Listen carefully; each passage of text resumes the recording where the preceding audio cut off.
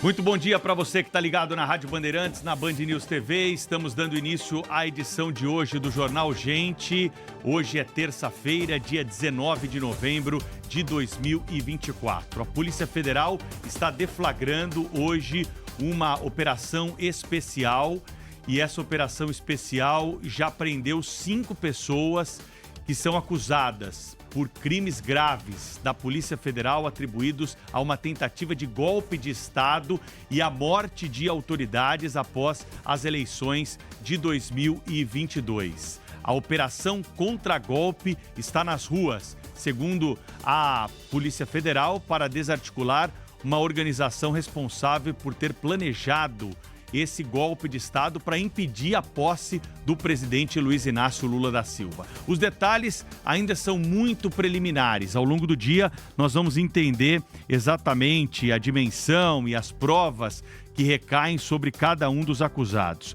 Nomes dos presos pela Polícia Federal na manhã de hoje. General de Brigada Mário Fernandes, que é da reserva. Tenente Coronel Hélio Lima. Major Rodrigo Azevedo. Major Rafael Martins e Policial Federal Vladimir Soares. Esses são os presos, segundo a Polícia Federal, a respeito dessa investigação que nos remete aqui, Thaís, Sônia, Cláudio, quem está nos acompanhando, a alguns questionamentos a respeito do que nós temos apresentado até esse momento. Além de uma reunião que aconteceu na semana passada no Palácio da Alvorada, com o presidente da República, Luiz Inácio Lula da Silva, com ministros do Supremo Tribunal Federal, dentre eles Alexandre de Moraes, que é o relator desse inquérito que investiga a participação do ex-presidente Jair Bolsonaro e de demais autoridades investigados nesse esquema.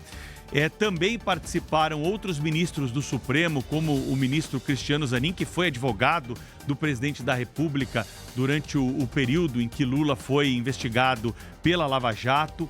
Também o Procurador-Geral da República, Paulo Gonet, representantes da Polícia Federal e de outras esferas do governo estiveram reunidos a portas fechadas para tratar de um assunto. E dias depois dessa reunião, nós temos essa operação deflagrada, trazendo aí já prisões, buscas e apreensões e sinalizando que nós estamos caminhando para a conclusão dessa investigação.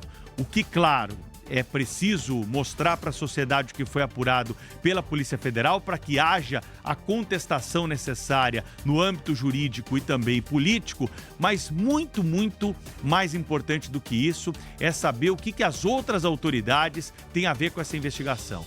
Por que o presidente da República está sendo ouvido ou está sendo informado? Por que o Procurador-Geral da República está envolvido com os investigadores?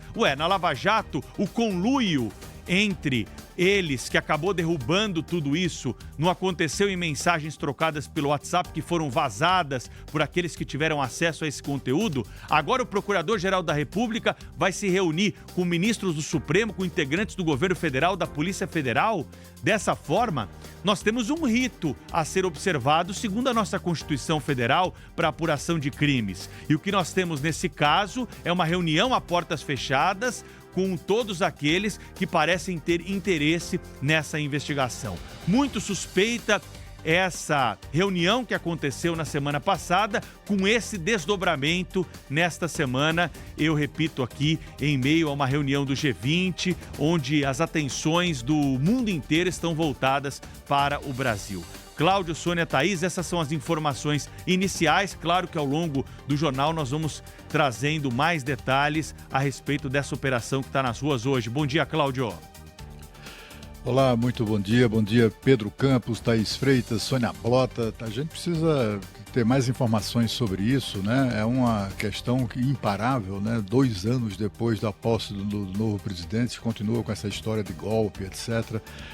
E até com as recentes revelações de que, afinal de contas, o golpe está configurado na medida em que foram usados estilingues Eu nunca vi golpe de Estado com estilingue, mas enfim, de qualquer maneira, essa investigação, pelo menos as primeiras informações, dão conta de um plano para sequestrar autoridades, executar autoridades e tal.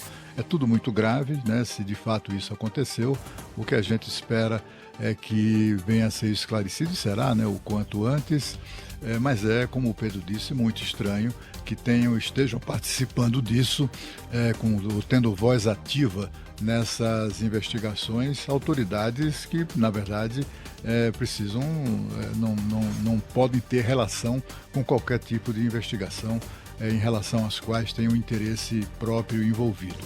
Mas, de qualquer maneira, ainda é muito cedo, vamos aguardar para ver o que é que está em curso, né?